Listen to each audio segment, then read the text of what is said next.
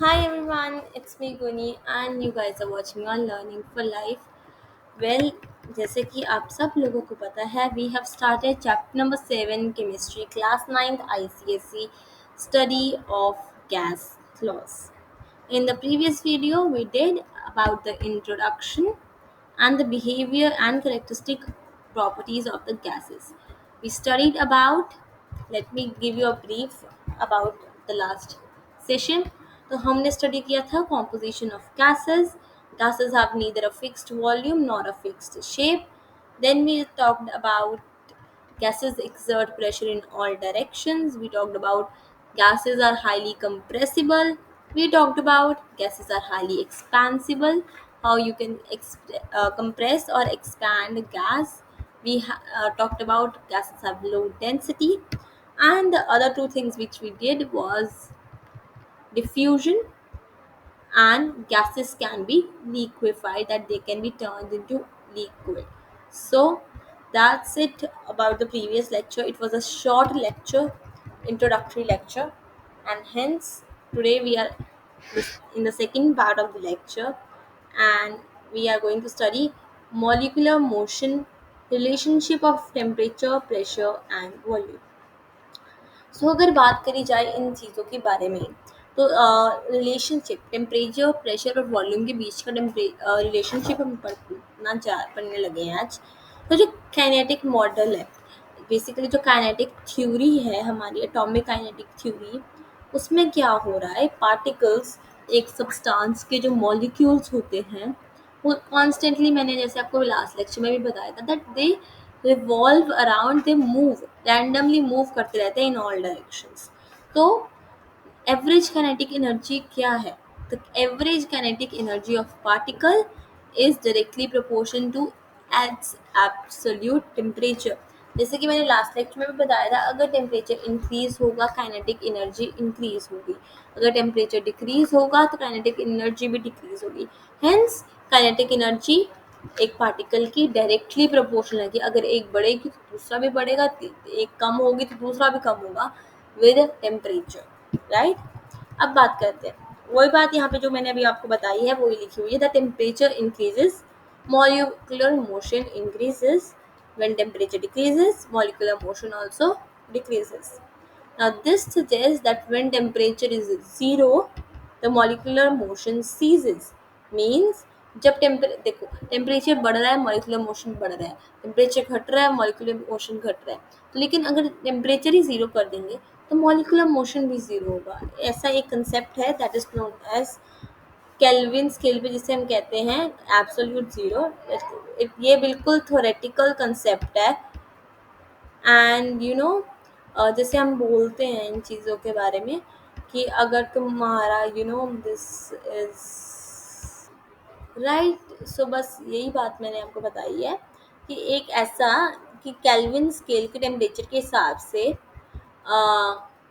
You know इससे एक scale हम डिफाइन करते हैं, दैट इज केल्विन स्केल। और यहाँ पे आपको बता दिया है एब्सोल्यूट ज़ीरो का थिंग, विच इज़ एक पॉइंट, एक ऐसा टेम्परेचर जिस पे मॉलिक्यूलर मोशन बिल्कुल स्टॉप हो जाता है, बिल्कुल सीज कर जाता है, that on kelvin scale.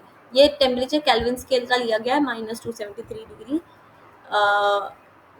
Well yes, -273 degree Celsius, और केल्विन में इसको ज़ीरो केल्विन भी कहते हैं, right. Now when a gas enclosed in a vessel exerts uniform pressure on the walls of container vessel, जिस भी वेसल में गैस है वो यूनिफॉर्म प्रेशर लगा रही है सारी डायरेक्शंस में। जैसे मैंने लास्ट वीक में हमने पढ़ा था, gases exert uniform pressure on all directions. जब वो यूनिफॉर्म प्रेशर लगा रही है सारी डायरेक्शंस में, अब जो रीज़न है वो यही है कि पार्टिकल्स मूव कर रहे हैं गैस के, एक दूसरे से कोलाइड कर रहे हैं, एंड जिससे क्या हो रहा है, प्रेशर एक्सर्ट हो रहा है। अब जिससे देखो, अगर तो नंबर ऑफ मॉलिक्यूल्स हैं वो ज़्यादा नंबर है, कोलिजन होगी तो फोर्स एक्ट होगा, और जो फोर्स एक्ट पर unit area of the vessel is equal to the pressure of gas. मतलब गैस का प्रेशर क्या है, गैस का वो प्रेशर है कि एक पर यूनिट एरिया में कितना फोर्स एक्ट हो रहा है बाय द मॉलिक्यूल्स। तो जितने ज़्यादा मॉलिक्यूल्स उतना ज़्यादा force, right. I hope it's clear. जब अब आ जाती है when the temperature of the gas is increase, जब टेम्परेचर इंक्रीज करेंगे उसकी वॉल्यूम को कांस्टेंट रख के, मतलब हमारे पास ना एक ये तीन चीज़ें हैं जिससे हमने बात पढ़नी है, सारी मॉलिक्यूलर मोशन पढ़ना है, temperature, pressure and volume, right.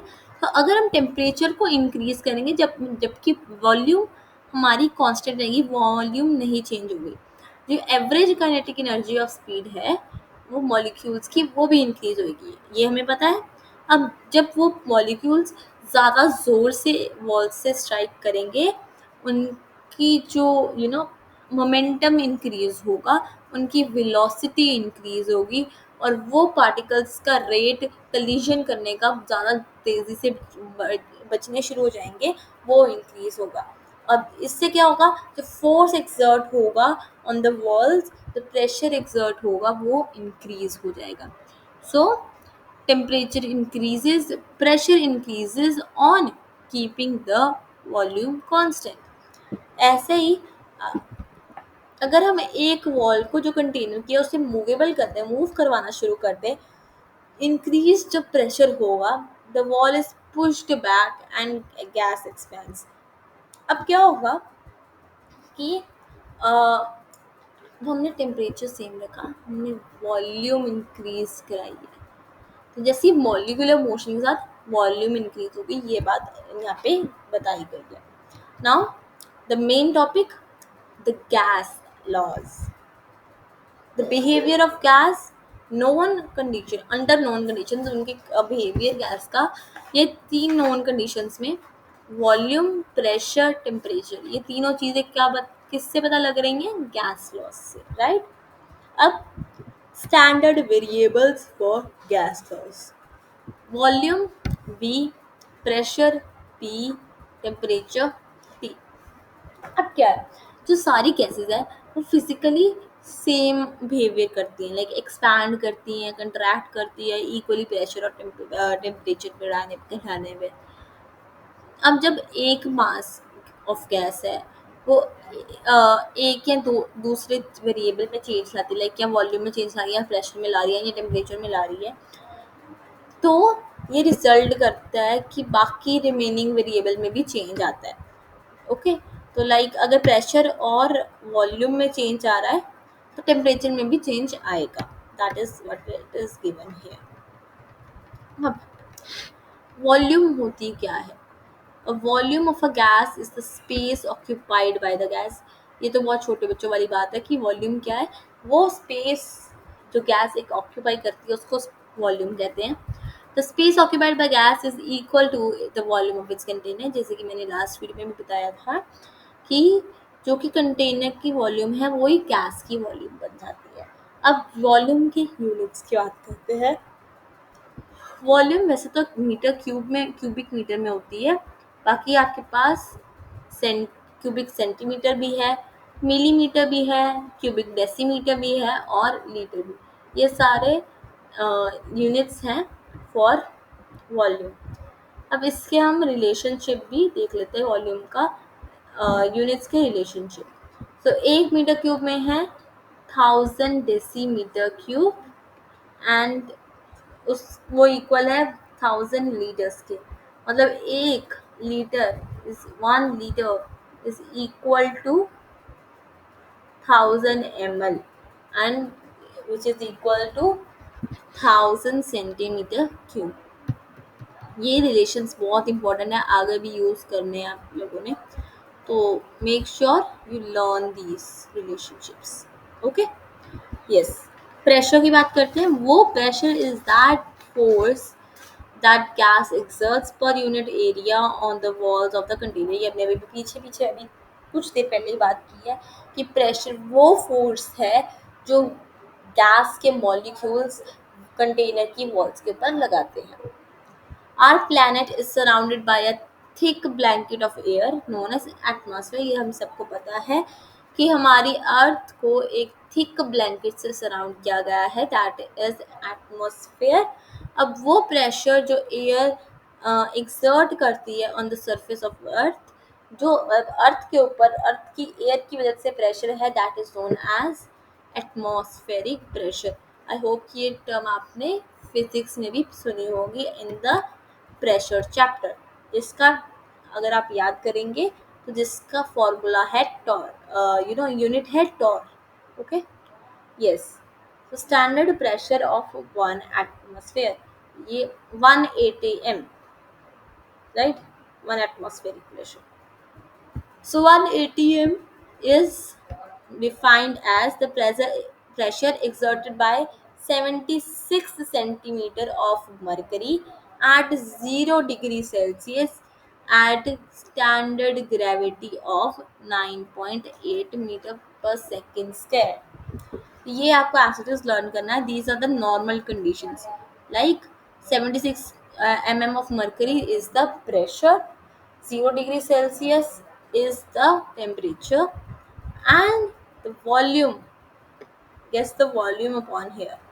Okay, it's your homework to guess the volume upon here. Give me the answer in the comment section. I will be telling you the answer in the next video for sure. Okay. Okay, so the units of pressure is Pascal. Okay, just a minute.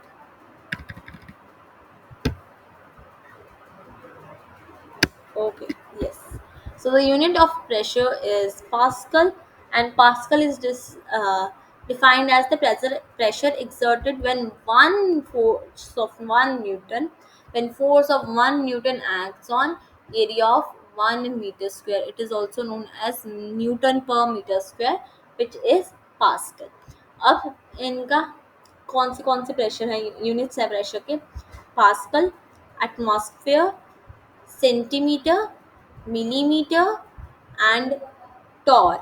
Tor, as मैंने आपको पहले बताया था, it is named after Torricelli, right. अब relationship देखो, 180 m is 76 centimeter of Hg, which is 760 centimeter of Hg, which is 760 torr, right? I hope clear है। now it says temperature के बारे में बात करते हैं। टेम्परेचर एक गैस की डिग्री ऑफ हॉटनेस बताती है बेसिकली, और हम कॉमनली यूज़ करते हैं सेल्सियस स्केल, जिसे हम पहले कहते थे सेंटीग्रेड स्केल। सेल्सियस स्केल को हम पहले बोलते थे सेंटीग्रेड स्केल। अब जो ज़ीरो होता है वो सेल्सियस स्केल का, दैट इज आर्बिट्रेटरी, मतलब in other words the substance में गो बिलो ज़ीरो, वो ज़ीरो से नीचे जा सकता है। दैट मीन्स सब्सटेंस के नेगेटिव टेम्परेचर्स भी हो सकते हैं। अब जो बिहेवियर है गैसेस का, वो शो करता है कि it is not possible to have a temperature, कि जो टेम्परेचर -273 डिग्री सेल्सियस से नीचे नहीं जा सकता, क्योंकि ये केल्विन स्केल का ज़ीरो है, राइट, एंड जिसे हम कहते हैं एब्सोल्यूट ज़ीरो। अब जो रिलेशनशिप है केल्विन का और डिग्री सेल्सियस का, बेसिकली ये है, kelvin is Celsius +270 degree, Celsius is kelvin -270 degree, right. अब बात करते हैं प्रेशर एंड वॉल्यूम के रिलेशनशिप की गैसेस में। तो ये एक एक्सपेरिमेंट के थ्रू हमें बताया गया है यहाँ पे। आज हम सिर्फ एक यहाँ तक एक्सपेरिमेंट तक ही करेंगे, and then we'll see you in the next one. Okay, so experiment में क्या दिया गया है कि अगर हम 10 ml की सिरिंज लेते हैं, जिसको हमने एक पिस्टन के साथ फिट किया गया है, और उसमें जो लैटर है, व्हाट इज लैटर, उसको 10 ml के मार्क तक फिल कर देते हैं। Latter is this substance inside it. Okay, so और उसे उसकी नोजल को हम एडहेसिव टेप, मतलब सेलो टेप यूजर से हम अगर रैप कर देते हैं, तो जो यहाँ पे टाइटली जो होल है वो हाफ करा हो रबर स्टॉपर से हमने कर दिया है यहाँ पे। तो इससे क्या होता है कि जब हम वेट रखेंगे ऊपर पिस्टन के, यू नो इट सेज कि ये नीचे को जाएगी पिस्टन, जब पिस्टन नीचे को जाएगी तो वॉल्यूम डिक्रीज होगा basically, sorry, so volume decrease होगा बेसिकली जब पिस्टन नीचे को जाएगी। तो इससे क्या होगा कि अगर हम और वेट रखेंगे, पिस्टन और नीचे जाएगी तो वॉल्यूम और डिक्रीज होगा। जब हम वेट को रिमूव करेंगे वन बाय वन, उससे क्या होगा कि जो प्रेशर है वो डिक्रीज होगा, फिर पिस्टन अपवर्ड मूव करेगी और वॉल्यूम इंक्रीज करेगा। सो बेसिकली प्रेशर इंक्रीज करोगे तो वॉल्यूम डिक्रीज होगा, वॉल्यूम डिक्रीज होगा अगर प्रेशर को इंक्रीज करेंगे, और प्रेशर को डिक्रीज करेंगे तो वॉल्यूम इंक्रीज होगा, राइट। तो कंक्लूजन देखते हैं। Increase in pressure causes decrease in volume, जैसे मैंने आपको पहले बताया। फिर इसी तरह से अगर वॉल्यूम एक फिक्स्ड मास ऑफ गैस के टेम्परेचर को कांस्टेंट रखते हुए डिक्रीज करेंगे तो प्रेशर इंक्रीज होगा, सेम थिंग। अब decrease in pressure will increase in volume, or increase in volume will be the decrease in pressure. That's it for today. We'll see you guys in the next one, and don't forget to like the video, share it with your friends, and subscribe to my channel. Bye bye.